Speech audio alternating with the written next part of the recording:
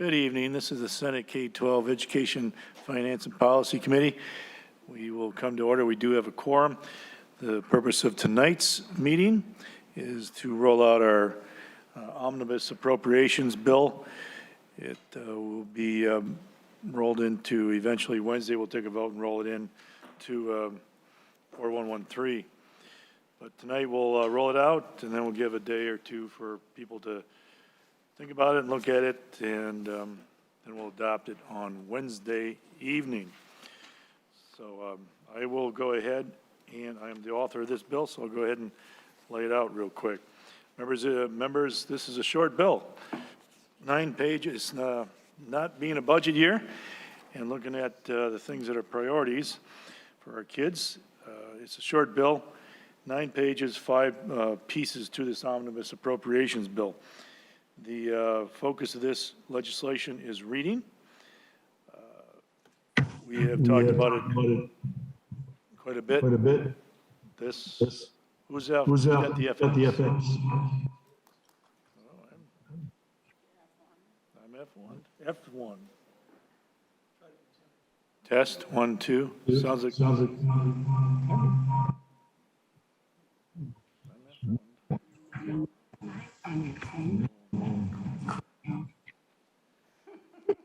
Was not me. Okay, I'm innocent. So we are focusing on what we all understand and know to be a serious problem in the state of Minnesota is reading proficiency for our students. Might be in your packet, I can't remember if it was, but if not, tonight you'll see it again on Wednesday. We are have not improved in the proficiencies over the last many years. We have heard from parents over the years, whether it was dyslexia, which also is about literacy, or educators and superintendents. And certainly we've seen the results in the NAAP along with the MCA. So it's not just one issue. It's not one blip on a screen. So with that in mind, listening to parents, educators, we don't wish to increase their burdens. We're trying to help them out. So this bill is simple and focused on reading. So the first part of it, I went through this, is we're subdivision 10, section 1, we're talking about the world's best workforce issue, suspending that through 28-29 school year, suspending world's best workforce requirements through 28-29, focusing solely on reading for the educators and the students.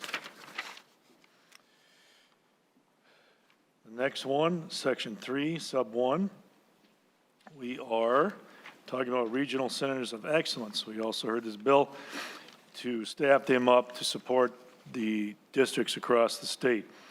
You can see in there that it has a focus on literacy, people to be hired focusing on literacy and letters-based training, and as well as to promote in the districts across the state, educators taking that course if they have not already done so, if they wish to do so.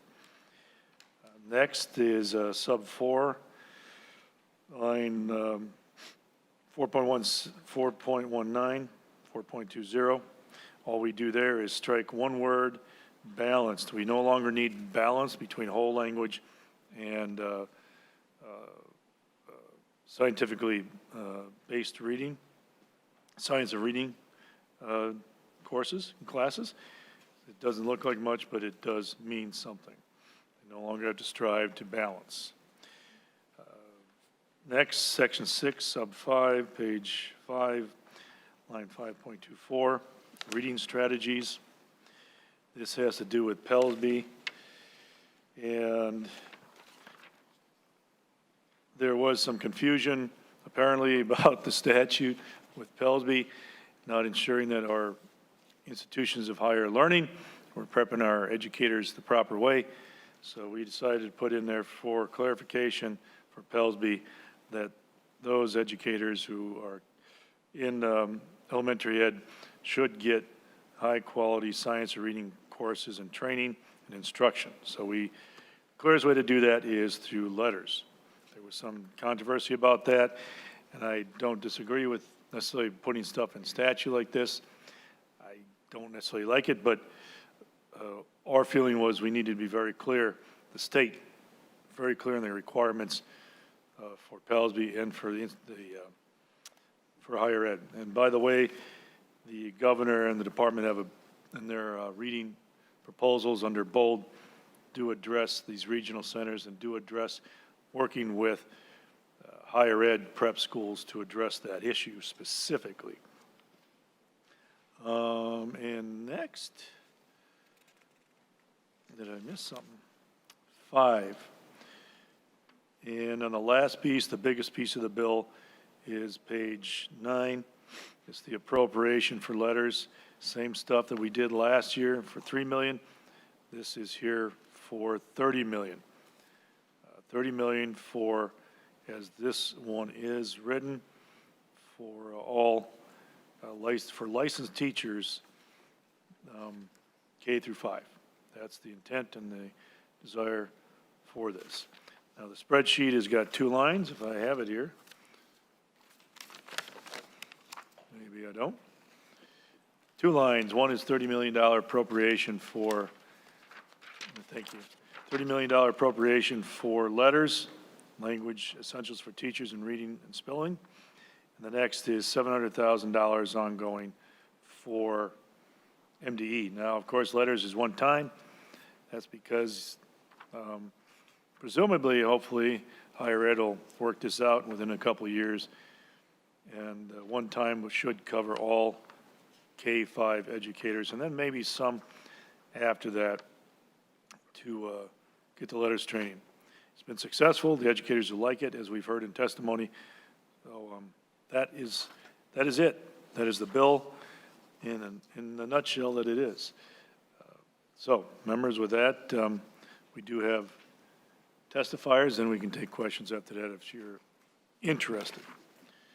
All right. So first on the list, there's some on Zoom and some live. So Commissioner Mueller, I'm assuming you're on Zoom. No? All right. Let's see. Commissioner Mueller, are you with us on Zoom? Yes, thank you. I'm sorry. I was having trouble getting off of mute. Well, welcome back. We're getting, by the way, members and testifiers, giving about 2 minutes for everybody to give their point of view, and then we're going to move on. And please don't repeat previous testimony. Thank you. Go ahead, Commissioner. Thank you for coming back. Thank you, Mr. Chair, Senators. My name is Heather Mueller, Commissioner of Education, and thank you for the opportunity to testify on the amendment to SF 4113. I want to recognize the chair's focus on literacy over many years this session and in this bill. We agree that a more intensive focus on literacy is crucial to the academic success of our students, and we've heard great feedback and seen results from letters training for educators. We know that the dedicated intervention and assistance work of our regional centers of excellence teams that they do in our schools is the type of partnership that we want for our districts, and that's what our districts want and need directly as a benefit from MDE. However, with so many challenges facing our students due to compounded underinvestment over the past 2 decades, the pandemic and a range of other issues, I'm stunned that the committee would stop providing solutions past what's in the 9 pages of this bill. I'd like to say that as we've sat at points in the years past, that I understand that you've had challenging targets to work with and therefore a limited scope and what's been in the realm of possibility, but that's not the case here. The governor, lieutenant governor, I, as well as many others, have repeatedly said in no uncertain terms that with this enormous surplus and remaining federal relief funds, that we have an unprecedented and unmissable opportunity to change the trajectory of our students for the better. While I appreciate the opportunity the chair gave MDE to present on the bold literacy plan last week, I truly wish that the committee would have used their time to give us the opportunity to also describe the real and needed solutions found in the governor and lieutenant governor's supplemental budget and policy bill.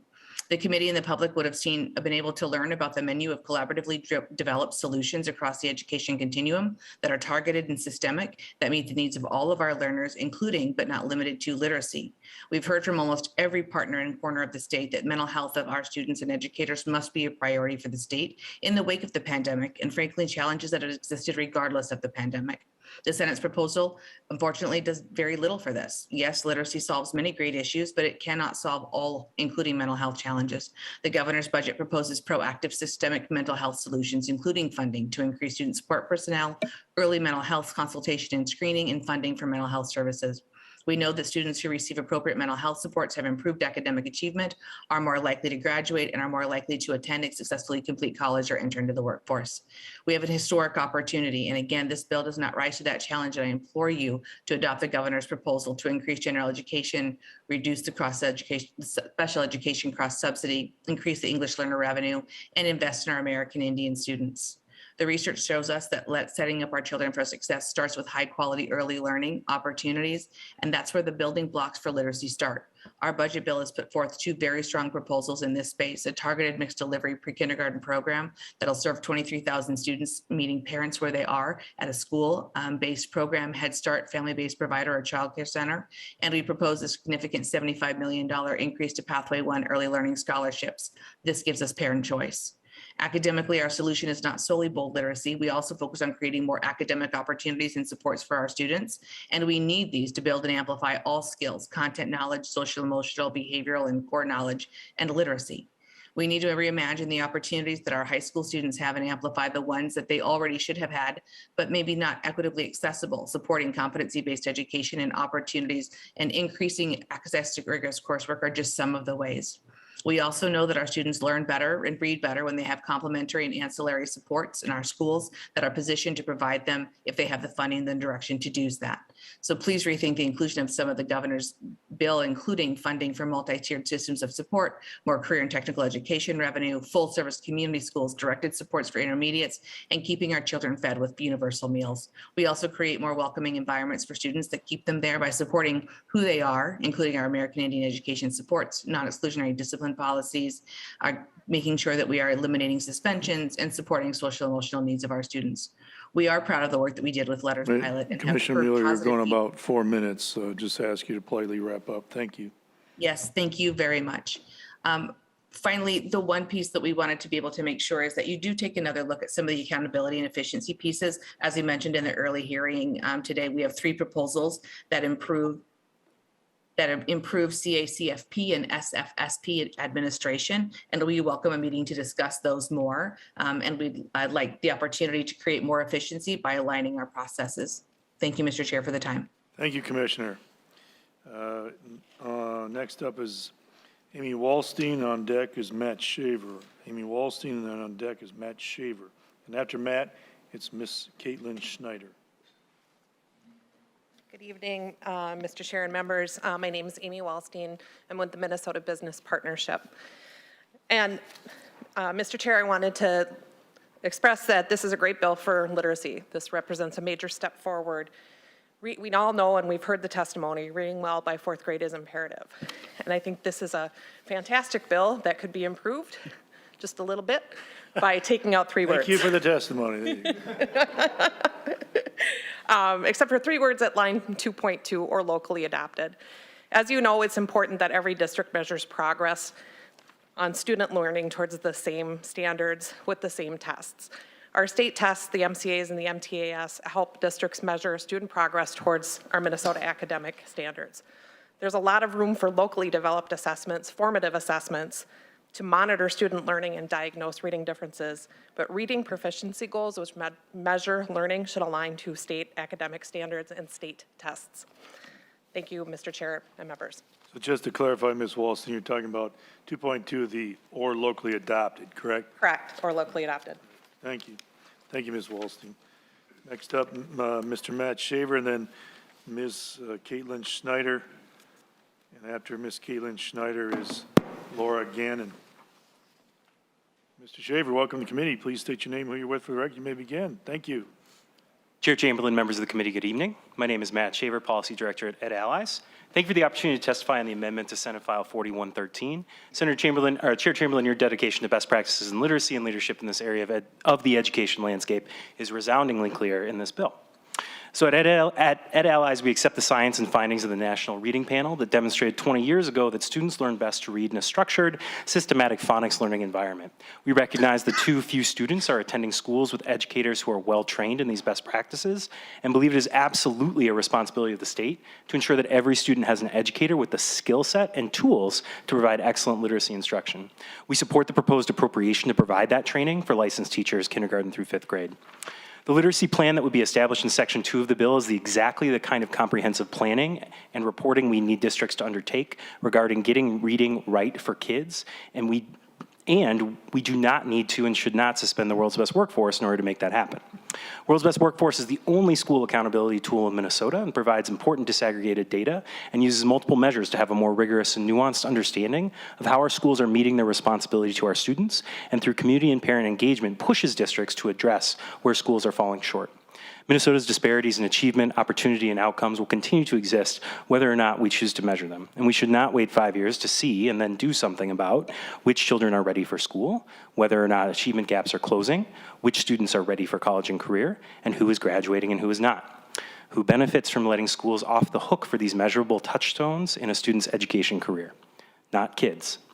Local education agencies deserve support and scrutiny, and the public deserves access to the data and the opportunity to influence what is done with that data.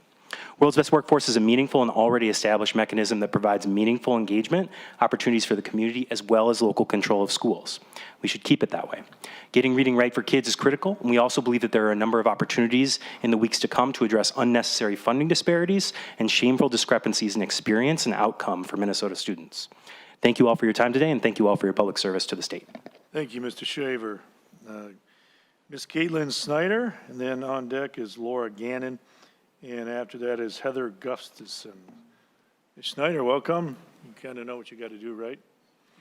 Thank you, Mr. Chair and members of the committee. My name is Caitlin Snyder, representing Education Minnesota. We represent 86,000 members, teachers, licensed support staff, and educational support assistants across the state. This committee's focus on literacy is laudable, and I want you to know that even if sometimes it doesn't feel like it, your emphasis here has results in schools. I spoke with a member recently in Northfield who became an Orton-Gillingham trained reading specialist after the changes passed into law in 3rd grade reading statute requiring the dyslexia screening. This happened because of this committee's focus. I've spoken with the chair and the committee about our support for scientifically based literacy instruction and have spoken in support of the LETTERS program. Many of our members are pursuing this or have pursued this in the past, again, largely because of this committee's focus on literacy. Many of our members have also attended the Orton-Gillingham Reading Specialist in Edina or the Dyslexia Institute of Minnesota, also known as the Reading Center in Rochester. These are also incredibly rigorous, scientifically based reading programs in our state that are somewhat excluded in this bill. Trainings like LETTERS or the Reading Center are intense. LETTERS can take 480 hours for all 8 units to be completed. The member I spoke about in Northfield spent 4 weeks, 8 hours a day, every day at the Reading Center to complete her training. This leads me to a couple of points. First, these trainings are work, and we believe in compensating people for their work. Please consider adding stipends to the teachers pursuing LETTERS to the allowable uses of the $30 million appropriation on line 9.10. Even a small stipend would both incentivize more teachers to take the training and make sure this work is taken seriously. Second, the changes at line 6.11 requiring LETTERS and teacher prep programs. This represents an addition of 480 hours of training in a teacher prep program. This will be difficult, if not impossible, for programs to meet. This will require teacher training programs like Bemidji State University or even feeder programs like for educational assistants like Ridgewater College to buy costly materials and completely rearrange their programs. Third, for members of the public who don't have anything better to do tonight, there's a difference between session law and statutes and rule. Statutes are a permanent address for legislation. They are sticky. It is hard to remove even obsolete language or language that has never been used before or statute describing a grant that has never been funded. Statutes are sticky. If the committee is certain that LETTERS is the right path to take today, in the changes at 6.11, it may behoove you to set up a process where this is looked at again in the future. You could move this section into session law or set a sunset date, But without a proactive look at this in the future, it will be incredibly hard to change a brand name in statute. Finally, while I do appreciate this committee's focus on literacy, there are so many more challenges our kids face. They face a mental health crisis, a physical health crisis, classes with 40 or more students and too few adults in the classroom to meet their needs, teachers with no time to plan lessons or hold special education evaluations. They're in classrooms with people that don't look like them. Our kids have so many needs, and we can do better for them. I'm on my last sentence. I look forward to working with this committee in the coming weeks to meet these needs. Thank you. Thank you very much. So up now is Laura Gannon. On deck is Heather Gustafson, and then Kula Pringle. Okay. And I think, Laura Gannon, you're online? Yes, I'm here. Okay, there you are. You state your name, who you're with for the record. You may begin. Thank you. Thank you, Chair Chamberlain and members of the committee for listening to my testimony regarding SF 4113. My name is Laura Gannon, and I currently live with my husband and 2 children in Circle Pines. My child that attends the local middle school has often said to me, "Mom, the kids at school just don't know how to act in school anymore." There are multiple interruptions and outbursts a day where she has told me that a child has been removed from the classroom. Our kids are not okay. When I was a child, we had 1 kid in the class that had behavior issues regularly. Currently, our family knows multiple children with mental health issues, including our own.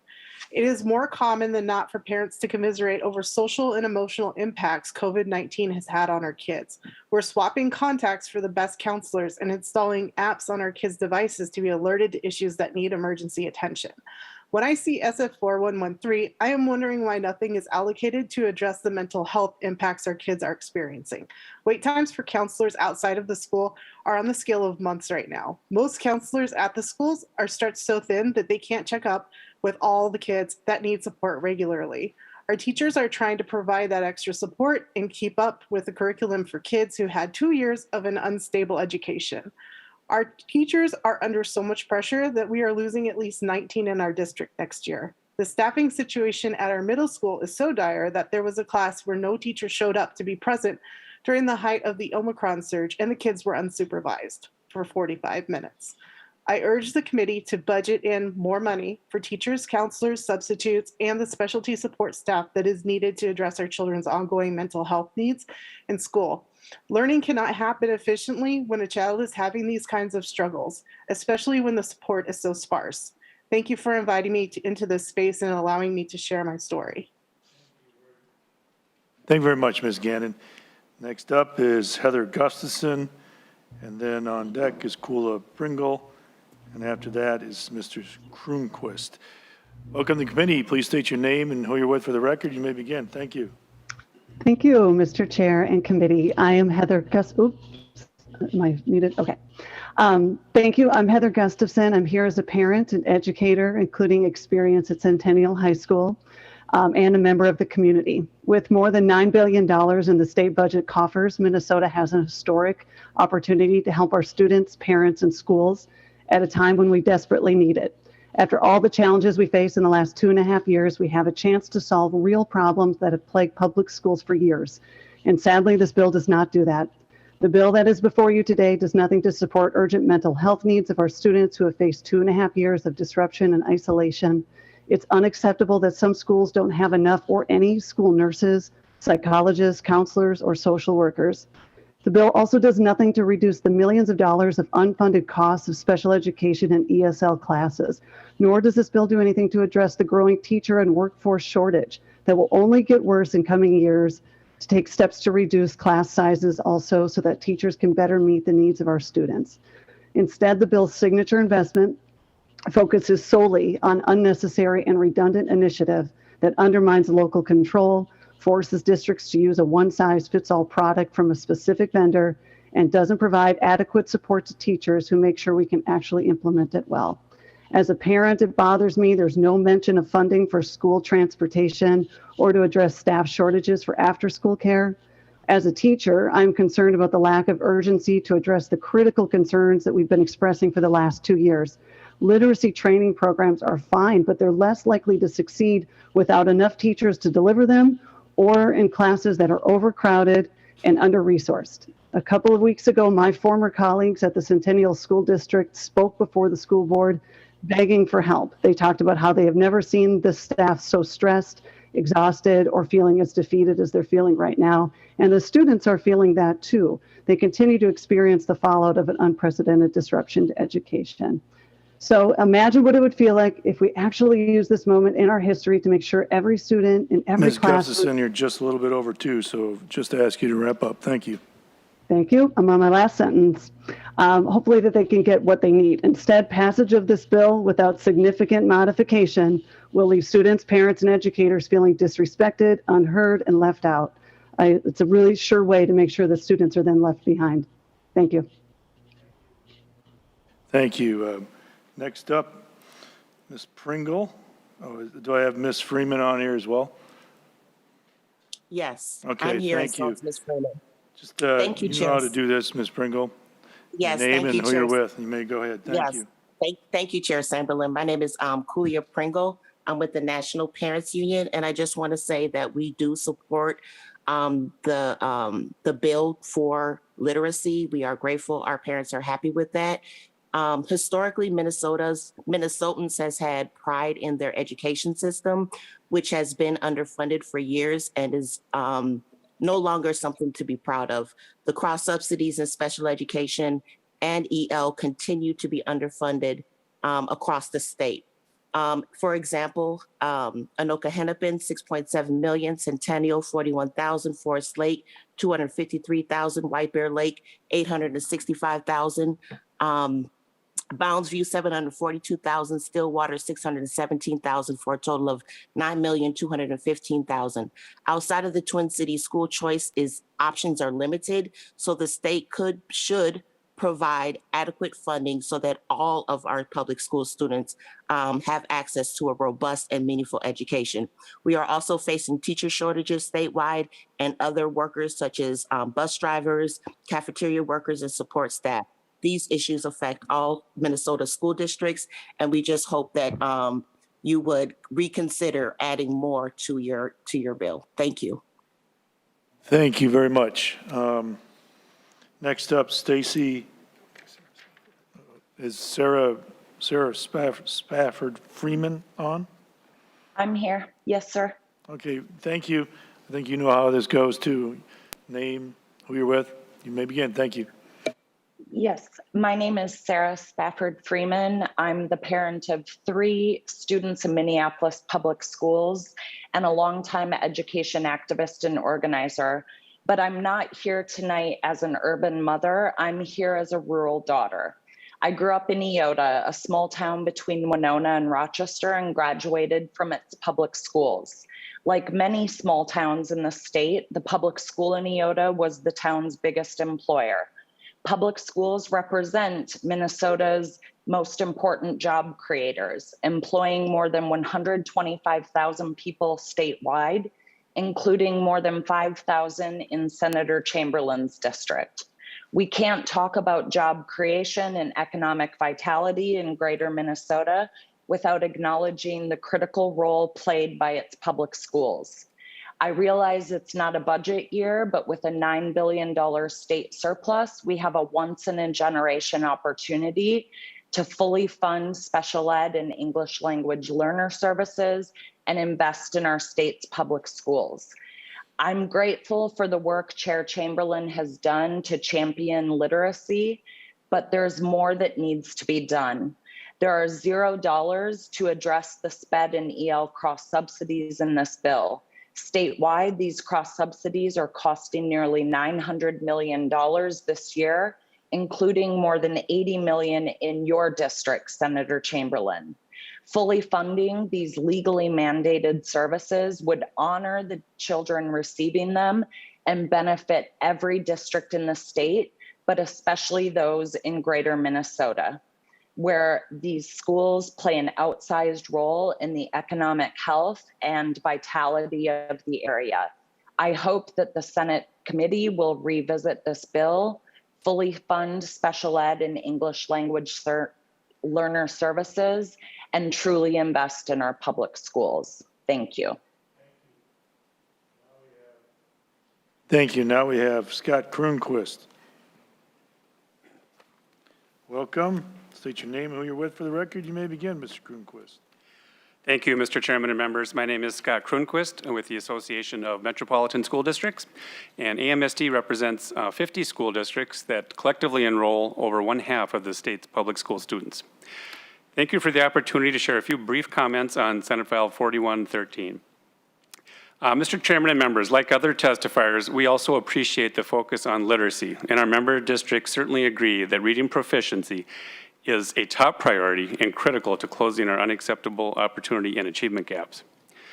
We also appreciate that the bill offers some relief from the reporting requirements under the World's Best Workforce Law, and that it does not include new mandates, new unfunded mandates especially, as our school districts and students recover from the pandemic.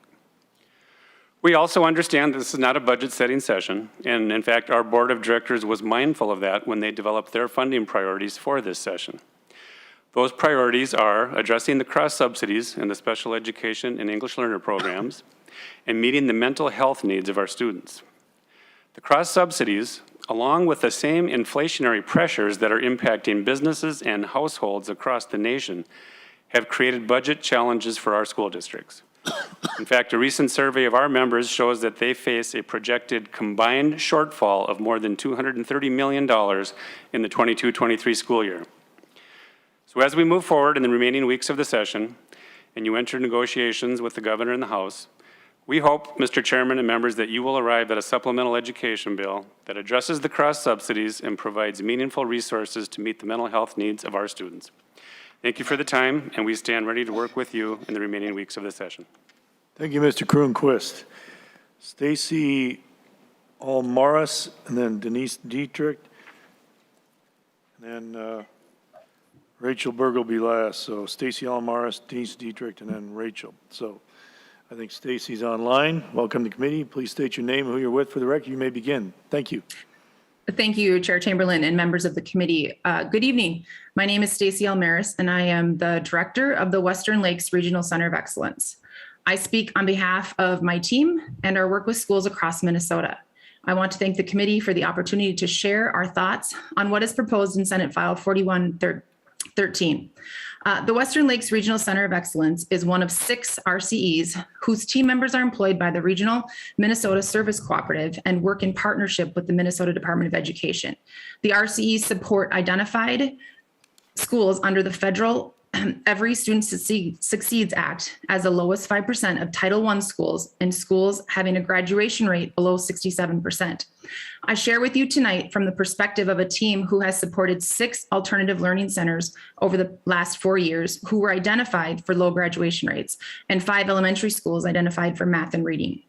While I understand the intent of the amended language is to provide reading support and improve literacy for all students across Minnesota, the language sounds like what could mean a drastic, unnecessary, and confusing change to the work and purpose of the Regional Centers of Excellence.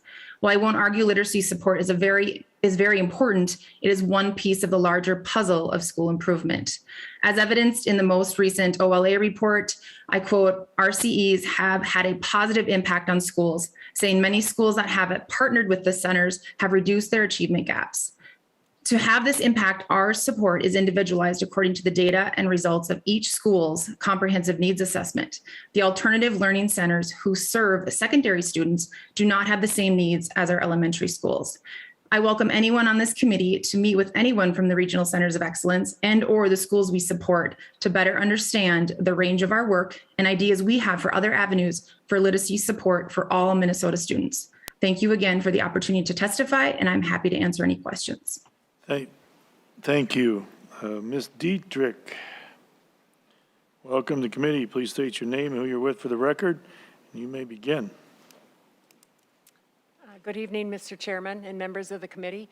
My name is Denise Dietrich, and I'm with the Minnesota School Boards Association. We represent all 333 locally elected public school boards across Minnesota. This evening, I am also testifying on behalf of the Minnesota Association of School Administrators, the Minnesota Association of School Business Officials as well. Thank you for the opportunity to speak to Senate File 4113. It is our belief that the narrow focus of this bill will help us move forward to our shared goal of reading proficiency for all students by grade 3. Specifically, we would like to speak to 3 items in the bill. Chair Chamberlain, we thank you for your leadership on the Dyslexia Letters Work Group that began in 2019. This diverse group of stakeholders agreed on the problem, yet struggled with a solution.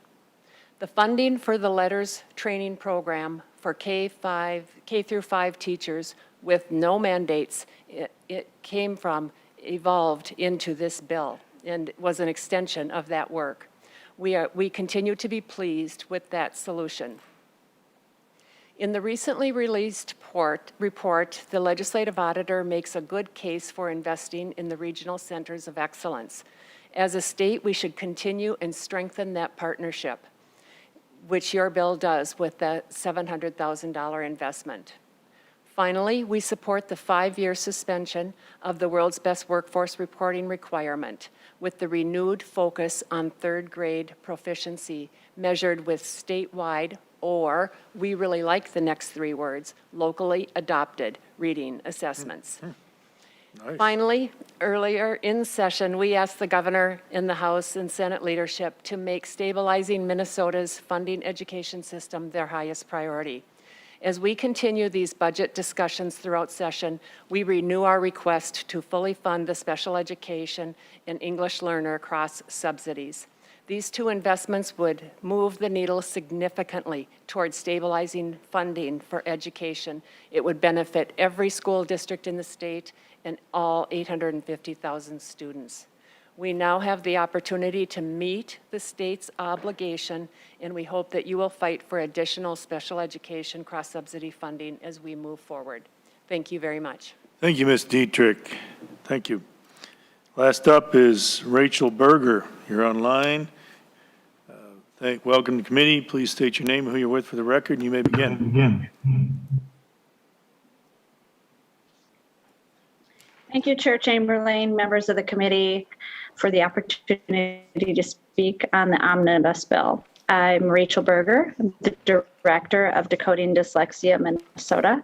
I'm also the parent of 3 kids and who are in K-12 currently, and an individual who's focused on literacy and excited to see the alignment with organizations and government on such a critical life skill. We're also thankful for those organizations such as MSBA, MBE, and Education Minnesota who have helped to collaborate with solutions on improving literacy for all students. With the surplus, we have an unprecedented opportunity to make informed decisions and implement change for students and those that are charged with educating and preparing them for their future. Thank you for your dedication and commitment to this issue. We support this bill. Thank you, Ms. Berger. All right, that concludes testimony. I didn't touch anything. Okay. Members, do you have any comments? Any comments, Senator Uyghur? Yes, thank you, Mr. Chair. We'll have several improvements on Wednesday. Yeah, that'll be debatable.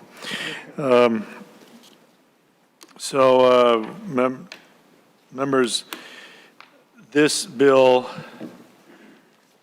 we have spent billions and billions and billions over the last many years, and reading has not improved, nor has anything else, but it seems that many have gotten worse.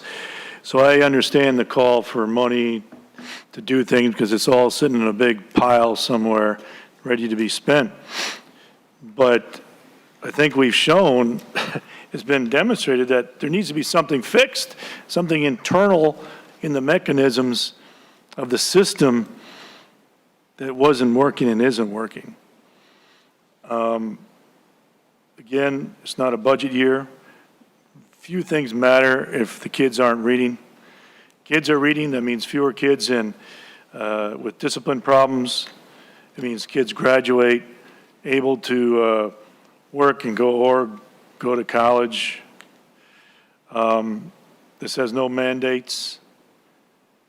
Mental health is part of another bill, the school-linked mental health issue. It's support another bill that is being carried separately in the Senate. Our Safe Schools bill has a mental health component. By the way, locally adopted doesn't mean, they still have to take the MCAs and meet those requirements according to the Fed. So locally adopted gives a little flexibility, but they still have to get the MCA and do that part of the accountability. Again, parents and educators have worked together in a bipartisan way to bring these solutions forward, and there's been frustration in the past many years as to why things haven't changed. Educators were robbed of a proper school prep education, meaning hundreds of thousands of kids went through a system and weren't taught how to read. That has multiplying effects. If they can't read, if the teachers can't do it because they're not getting properly trained, then there are a lot of problems. It ripples out. So members, we'll adopt this on Wednesday, and we'll move it out of here to finance. Senator Isaacson, you have a question, comment? Yeah, just real quick. Did I hear you say that you're passing there is a mental health bill on its way for schools in a separate bill in this committee or someplace else? Senator Rosen is carrying a bill with multiple mental health things. Thank you. Thank you. Thank you. Thank you. All right, members, with that, we're done. We'll see you Wednesday afternoon, and Wednesday night again, we'll be done. Thank you. We are adjourned.